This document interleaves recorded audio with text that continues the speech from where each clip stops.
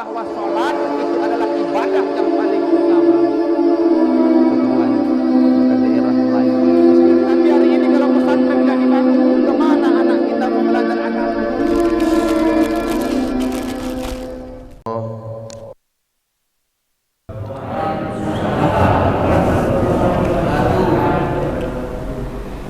Alhamdulillah, wassalatu wassalamu ala rasulillah wa ala alihi wa sahbihi wa mawalah. Allahumma salli ala sayyidina Muhammad ibn Abdillah wa ala alihi wa ashabihi wa man tabi'ahu ila yaumil qiyamah, amma ba'd. Yang kami hormati dan kami muliakan Ketua Masjid dan seluruh pengurus yang hadir di pagi hari ini. Kemudian yang kami hormati dan kami muliakan para alim ulama, tuan-tuan guru, tokoh masyarakat, tokoh adat, dan yang saya muliakan seluruh jamaah yang hadir, Bapak Ibu, orang-orang tua saya yang tak bisa saya sebutkan satu persatu. Mudah-mudahan semuanya kita adalah hamba-hamba Allah yang Allah masukkan ke dalam surganya. Amin ya rabbal alamin. Bersyukur kepada Allah, bersalawat kepada Rasulullah sallallahu alaihi wasallam dengan ucapan Allahumma salli ala sayyidina Muhammad wa ala ali sayyidina Muhammad.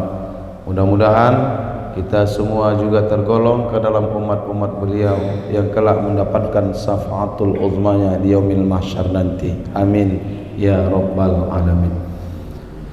Bapak Ibu, orang-orang tua saya yang dimuliakan oleh Allah Subhanahu wa taala, sudah terlebih dahulu saya diperkenalkan oleh Bapak Ayahanda penasehat dari Yayasan Kampung Zikir Madani. Nama saya Arif Habibi Batubara, asal Sumatera Utara, tapi tepatnya di Kabupaten Labuhan Batu Utara, lewat Rantau Perapat. Kemudian masuklah itu Aikanopan, ibu kota Labuhan Batu Utara. Dan di Labuhan Batu Utara itu ada pelosok sekali, ujung pesisir itu di tepi laut. Nama kecamatannya Kecamatan Kualuh Ledong. Disitulah saya lahir dan disitulah saya dibesarkan. Tapi alhamdulillah saya berdomisili di kota Medan. Kalau dibilang orang saya ini mirip Ustaz Abdul Somad, ya Bu, yang bilang orang bukan saya. Jadi gelar UAS KW itu bukan saya yang buat, gelar UAS KW itu jamaah yang buat. Alhamdulillah 4 tahun yang lalu kurang lebih UAS KW itu sudah saya minta izin untuk dipakai langsung kepada Ustadz Abdul Somad itu di VIP Kuala Namu, bandara yang ada di Sumatera Utara. Saat itu beliau diundang oleh Bapak Wakil Gubernur Sumatera Utara, tapi sebelum jadi Wakil Gubernur, masa kampanye.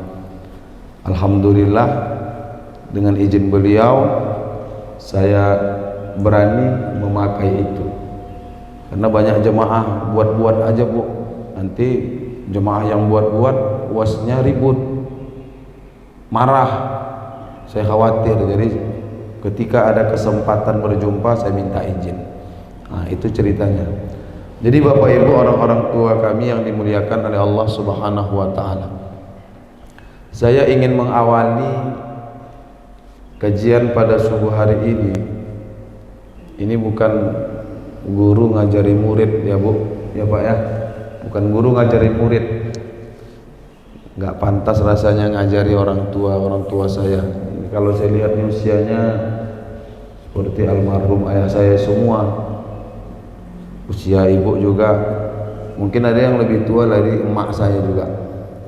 Jadi bukan mengajari itik berenang, bukan ngajari burung hendak terbang, lancar kaji karena diulang. Ini hanya ngulang-ngulang kaji saja. Saya teringat ada sebuah riwayat. Riwayat itu menceritakan ketika sesudah wafatnya Rasulullah, Abu Bakar bertanya kepada Fatimah. Pertanyaan Abu Bakar,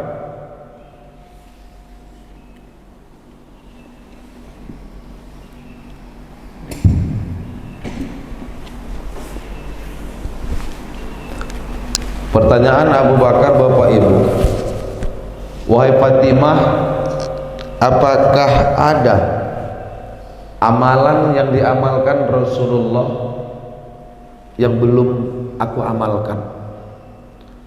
Karena hampir semua amalan yang dikerjakan oleh baginda Rasulullah, Abu Bakar Siddiq itu ikut mengamalkan. Sehingga dengan rasa penasaran dia tanya. Kata Fatimah, ada.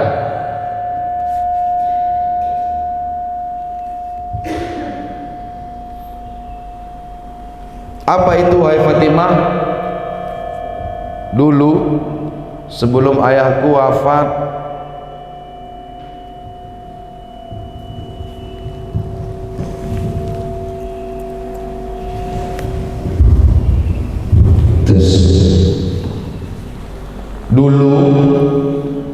sebelum Rasulullah itu wafat,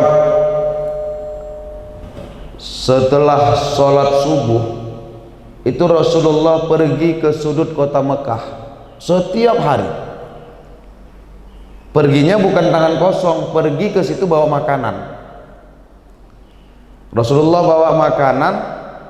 Di sudut kota Mekah itu ada orang tua Yahudi buta. Orang tua itu bukan orang tua kandung Rasulullah. Bahkan orang tua Yahudi buta itu menghina Rasulullah. Rasulullah nyuapkan makanan ke mulut orang tua itu. Dia suapkan makanan dengan lembut, kasar, keras makanan itu dia kunyahkan sampai lembut. Artinya Bapak Ibu bercampur ludah Rasulullah dengan ludah orang tua itu. Namun begitu pun yang dilakukan oleh Rasulullah dengan ketulusan, dengan kelembutan, dengan keikhlasan, tapi orang tua Yahudi buta itu membalas dengan hinaan. Apa yang dia katakan orang tua Yahudi buta itu? Karena dia tidak mengetahui siapa yang menyuapkan makanan ke mulutnya. Karena orang tua itu mendapatkan berita ada orang yang ngaku nabi, namanya Muhammad. Ada orang yang ngaku rasul, namanya Muhammad. Sehingga orang tua itu bilang, "Nak, kamu yang nyuapkan makanan ke mulutku ini nggak usah percaya sama yang namanya Muhammad. Muhammad itu gila, Muhammad itu majnun, Muhammad itu sesat, ngaku-ngaku nabi." Tapi Nabi Muhammad tetap Pak, suapkan dengan kelembutan, nggak marah Rasul. Rasulullah kalau dirinya secara individu dihina, dia nggak marah, dia suapkan terus. Wafatnya Rasulullah ini dilanjutkan Abu Bakar, sehingga Abu Bakar cari itu orang tua Yahudi buta itu. Sampai di sudut kota Mekah dia temukan orang tua Yahudi buta itu. Dia bawa makanan, dia suapkan makanan ke mulut orang tua itu.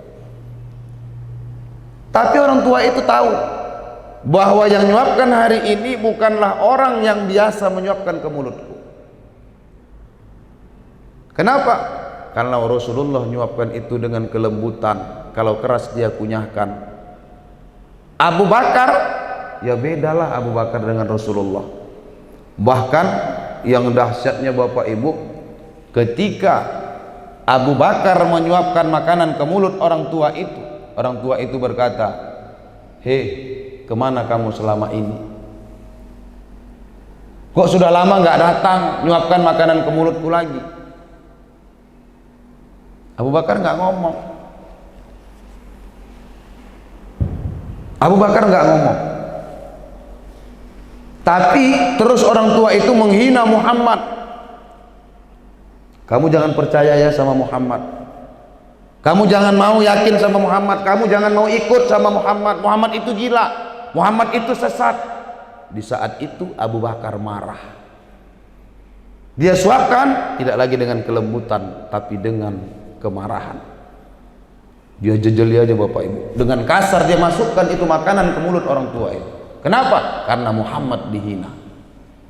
Secara individu Nabi Muhammad tidak marah dihina, tapi Abu Bakar ketika Muhammad dihina dia marah. Kita Bapak Ibu, Nabi Muhammad nggak pernah marah dihina, tapi kalau Nabi kita dihina, kita wajib marah. Abu Thalib aja yang nggak Islam, nggak mengucapkan 2 kalimat syahadat, yang secara zahirnya kita lihat dan kita ketahui masih bela Nabi Muhammad, nggak Islam. Hari ini Islam nggak mau bela Nabi Muhammad, bahkan ikut membela yang nggak senang dengan keturunan Nabi Muhammad Sallallahu Alaihi Wasallam. Disuapkan. Orang tua itu bilang, kau bukan orang yang biasa nyuapkan makanan ke mulutku. Yang biasa nyuapkan makanan itu dengan kelembutan, dengan ketulusan. Orang tua, kamu tahu nggak siapa yang nyuapkan makanan ke mulutmu? Mana dia? Bukan kamu kan? Bukan. Kemana dia? Diceritakan Abu Bakar, orang yang biasa nyuapkan makanan ke mulutmu sudah wafat. Menangis orang tuanya.